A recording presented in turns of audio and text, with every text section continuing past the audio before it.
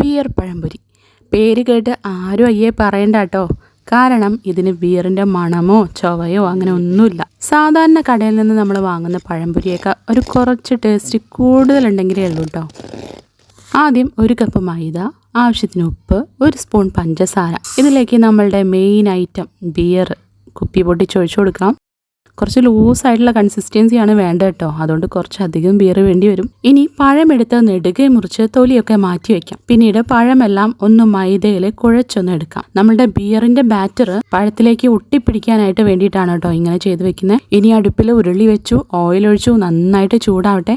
അപ്പോഴേക്കും ഫ്രിഡ്ജിൽ നിന്ന് കുറച്ച് ഐസ് എടുത്ത് ബാറ്ററിലേക്ക് ഇട്ട് കൊടുക്കാം. പഴംപൊരി കുറച്ചുകൂടെ ഒന്ന് ക്രിസ്പി ആവാൻ വേണ്ടിയിട്ടാണ് ഈ ഒരു ഐസ് പ്രയോഗം. ഇനി എന്താ, ഓരോ പഴം ഇങ്ങോട്ട് എടുക്കാം, ബാറ്ററിൽ മുക്കാം, എണ്ണയിലേക്ക് ഇട്ട് കൊടുക്കാം. അങ്ങനെ എല്ലാ പഴവും ഇട്ട് കൊടുക്കാം. നല്ല ഗോൾഡൻ ബ്രൗൺ നിറമായി വരുമ്പോൾ കോരി മാറ്റിയെടുക്കാം. നല്ല ക്രിസ്പി കറുമുറ കടിച്ച് തിന്നാൻ പറ്റിയ പഴംപൊരി ആട്ടോ. കിടിലനാണ്. എല്ലാവരും ഒന്ന് ട്രൈ ചെയ്ത് നോക്കണം. എല്ലാവരും ഒന്നും പറയുന്നില്ല, സൗകര്യമുള്ളവർ ചെയ്ത് നോക്കണം. അതായത് ഈ ബിയറൊക്കെ ഒഴിക്കുന്നതാണല്ലോ, അപ്പം അത് സൗകര്യമുള്ളവർ മാത്രം ഒന്ന് ചെയ്ത് നോക്കാം. അടിപൊളി ടേസ്റ്റാണ്. ധനീഷേ, എന്നാ ബിയർ പഴംപൊരി കഴിച്ചു നോക്ക്.